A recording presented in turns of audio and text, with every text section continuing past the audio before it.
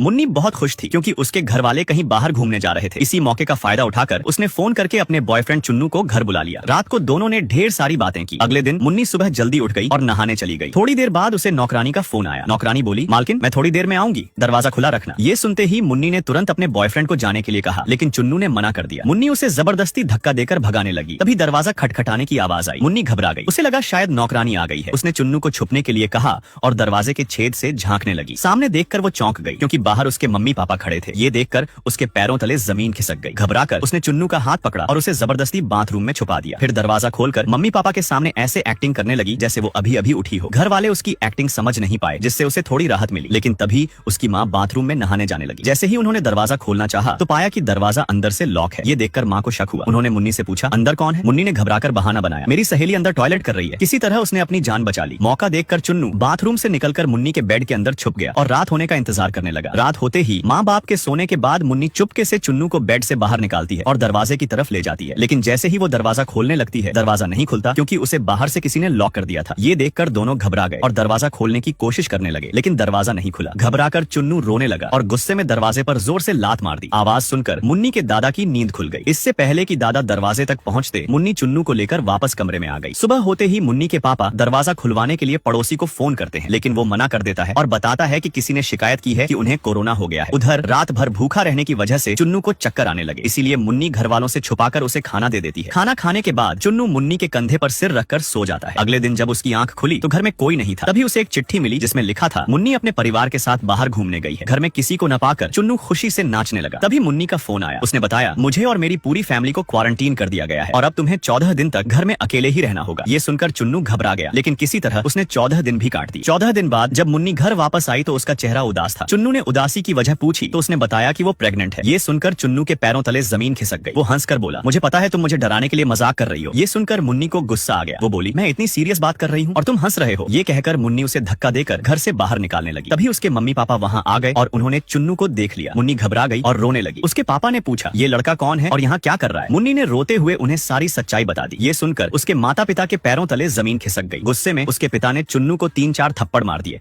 और धक्का देकर घर से बाहर निकाल दिया। उस दिन के बाद से चुन्नू हर दिन उदास रहने लगा और अकेले में रोता रहता। अब सवाल ये है, क्या चुन्नू दोबारा मुन्नी से मिल पाएगा? क्या मुन्नी के घर वाले उसकी शादी कहीं और कर देंगे? ये जानने के लिए वीडियो को लाइक करें, चैनल को सब्सक्राइब करें और कमेंट में नेक्स्ट पार्ट लिखना मत भूलें। और फिर वीडियो लाइक करने पर पार्ट 2 मिल जाएगा।